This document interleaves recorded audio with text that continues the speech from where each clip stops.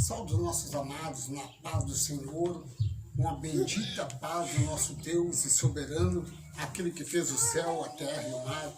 Mais uma vez, nesta tarde maravilhosa, estamos com uma palavra onde o crescimento e o conhecimento da graça. O crescimento e o conhecimento da graça, onde estamos mais uma vez se alegrando com esta pérola da graça a vós outro, aonde nós temos alegria de nós estar mais uma vez contemplando com aquilo que Deus tem nos abençoado, com a sua palavra, com a sua bendita esperança em nossos corações. 2 Pedro, capítulo 13, e do versículo 18, diz que cresça, porém, na graça e no conhecimento do nosso Senhor e Salvador Jesus Cristo, e Ele seja glória, honra para sempre.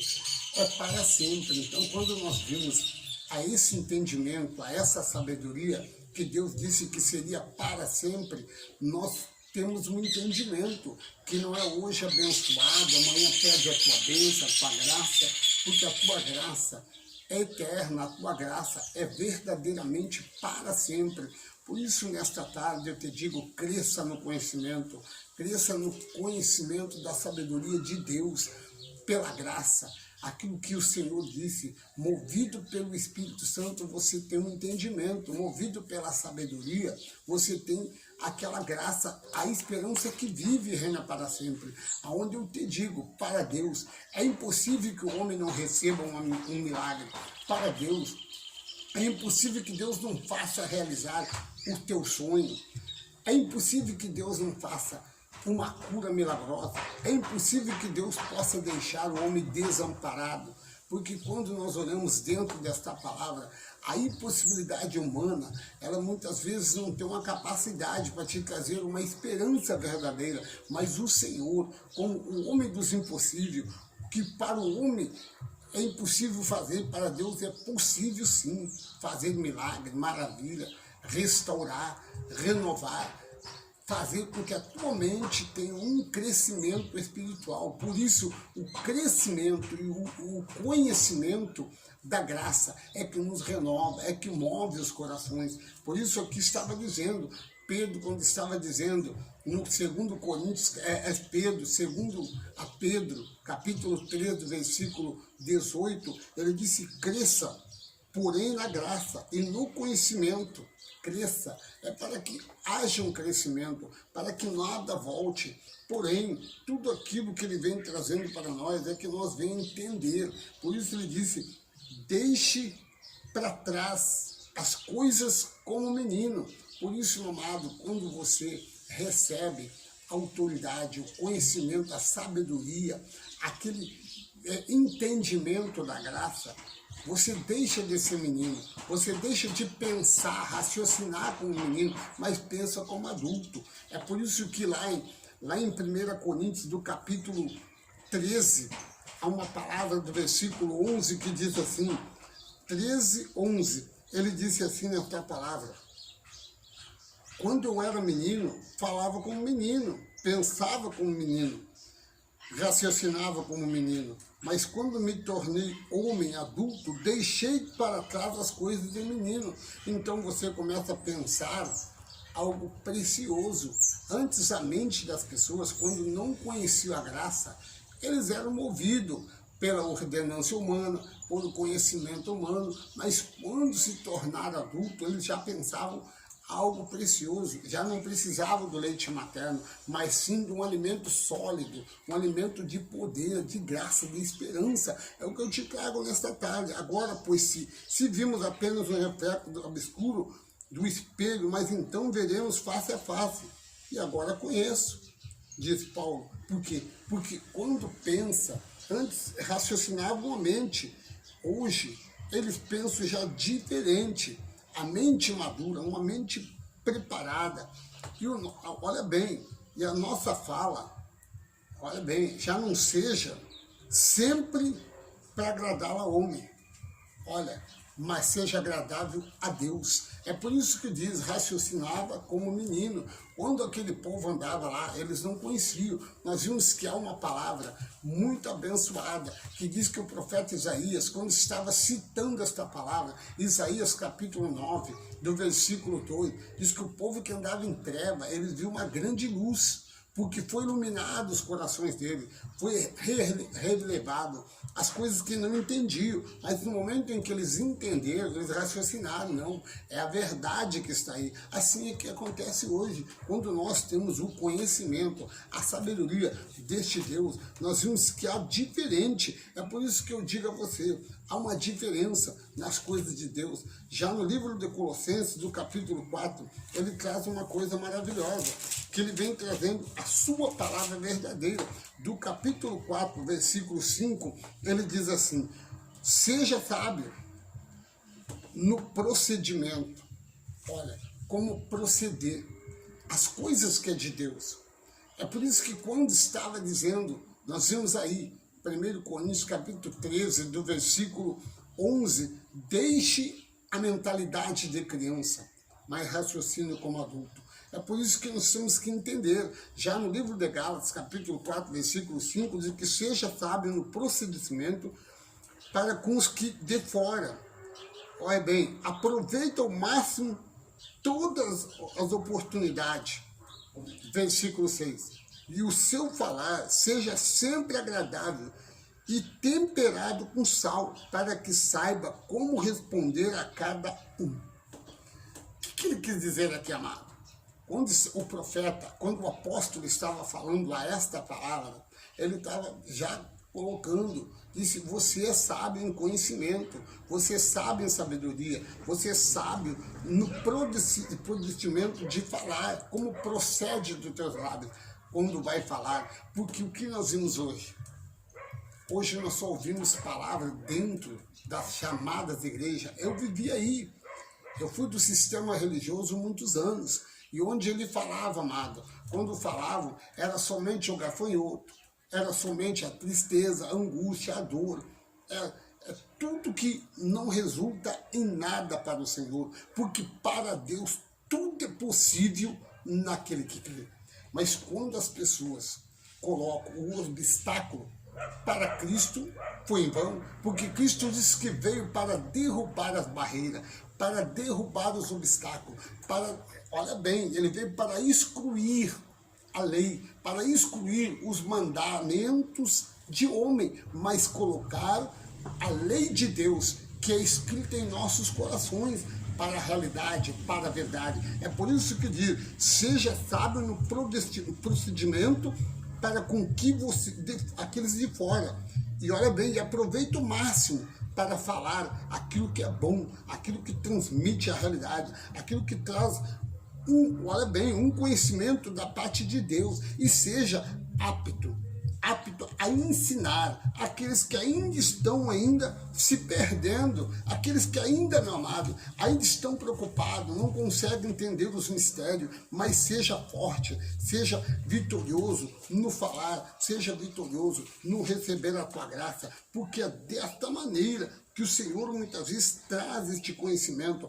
Olha, no capítulo 5, do versículo 12 a 14, ele traz uma palavra assim.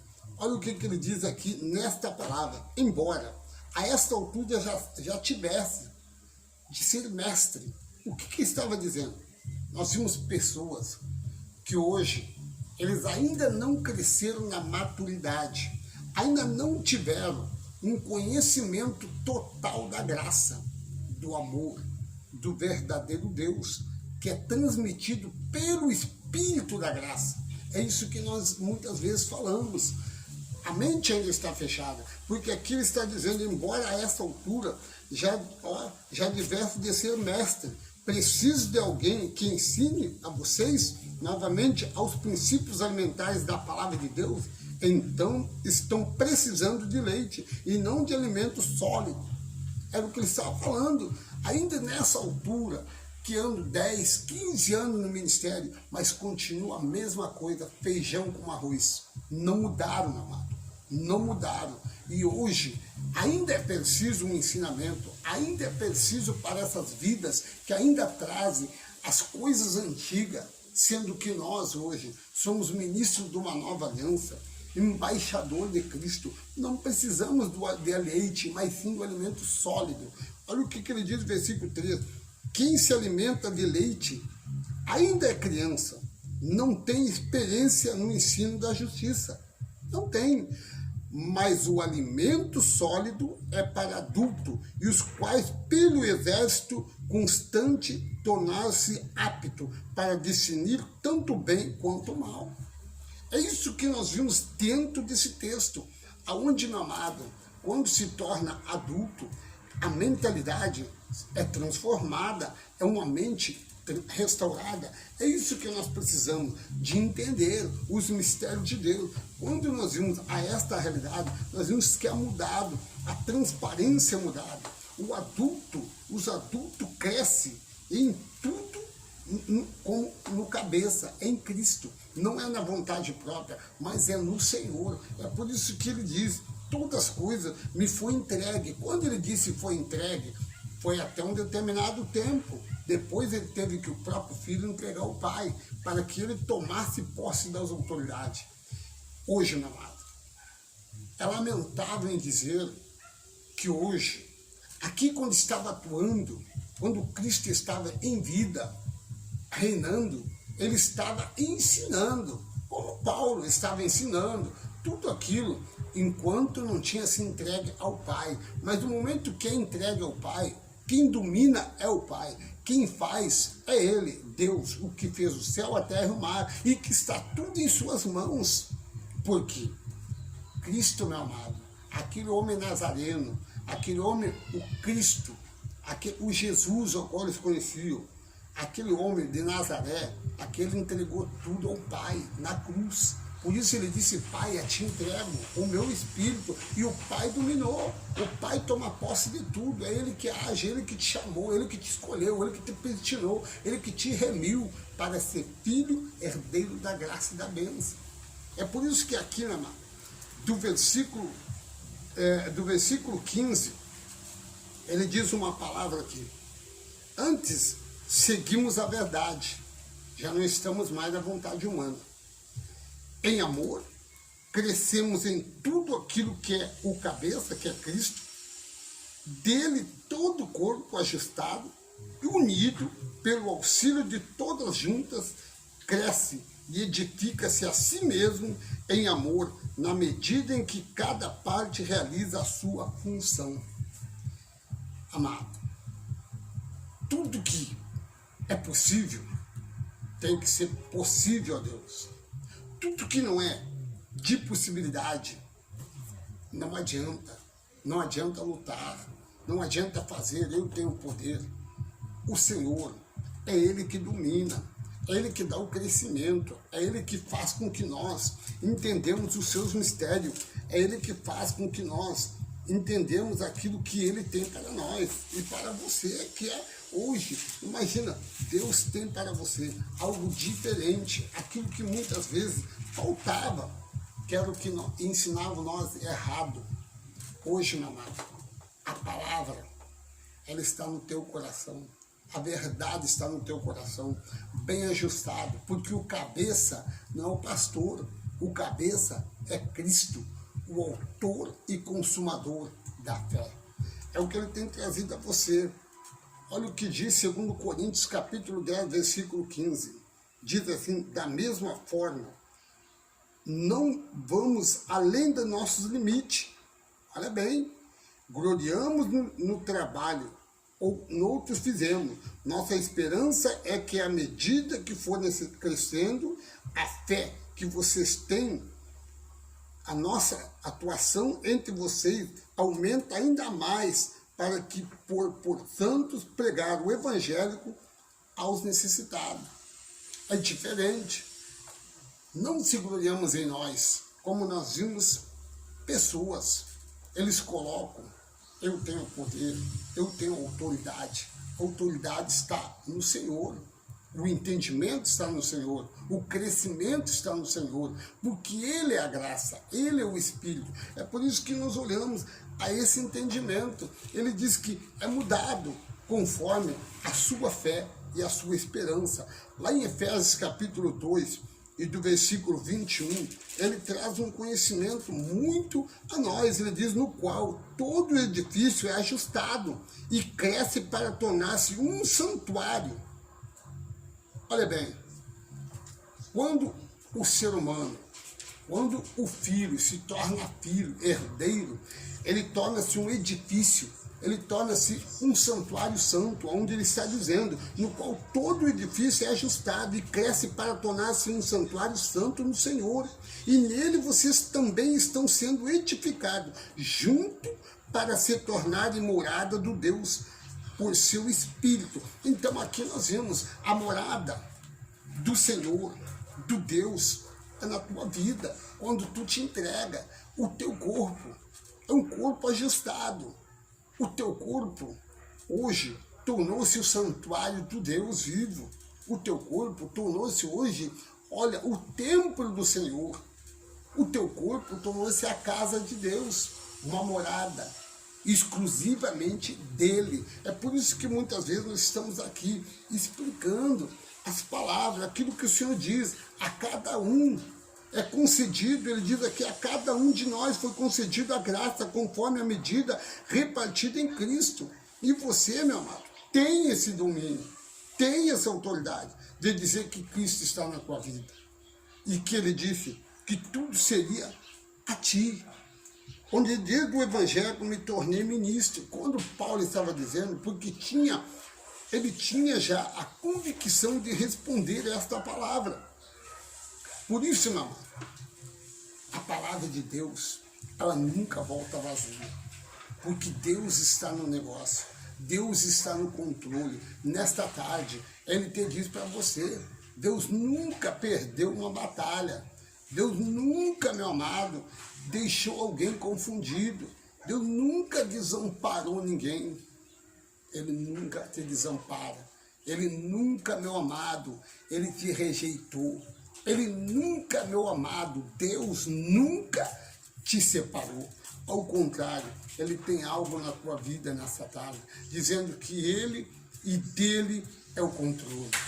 Ele e dele é o controle na tua vida, porque Deus, meu amado, para o homem tudo está sendo difícil, mas para Deus tudo é possível naquele que crê, naquele que se torna como morada do Deus vivo, aonde ele te diz nesta palavra, Colossenses capítulo 2, versículo 19, ele te diz assim, trata-se de alguém que não está unido à cabeça, a partir do qual todo o corpo é sustentado em um único ligamento, e junta e efetua-se o crescimento dado por Deus.